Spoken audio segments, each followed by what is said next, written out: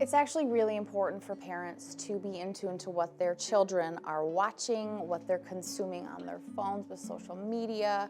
Children they're given messages in ways that people of older generations had never had to face before. And often kids are even finding community in some of this negativity that they see.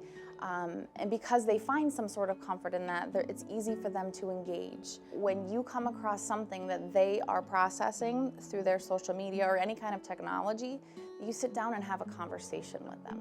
We can't shield them from these messages. They're everywhere, and as much as we try to shut out some of that negativity, it filters its way in. I have a second grader, and he should not be seeing any of this negativity, but it's everywhere. It's on his kid's YouTube channel.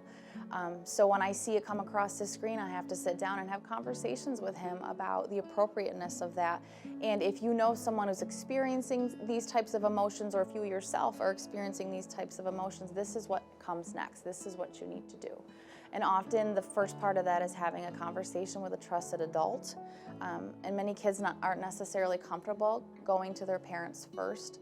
So in many cases, when I have to work with students in my office, I know I'm not necessarily the trusted adult in that situation because they might be new to me, because I have the entire student population in middle school. But sitting down and having that conversation about who are the trusted people in your life that you know you can count on, specifically adults that you can work with that will help you work through some of this or connect you with the right resources. One of the things that we noticed through the pandemic is that kids were not learning how to interact with each other. They were using technology as a means of communication, and often we were finding that created an incredible isolating type of situation for them. When they came back to school in September, they had a really hard time kind of reintegrating to face-to-face conversation. And for many kids, that was very anxiety-provoking. That gap that they had that whole year where they were not working with other children or adults, they had that opportunity to pull back and isolate. And so it was really difficult to stimulate that conversation and that social interaction.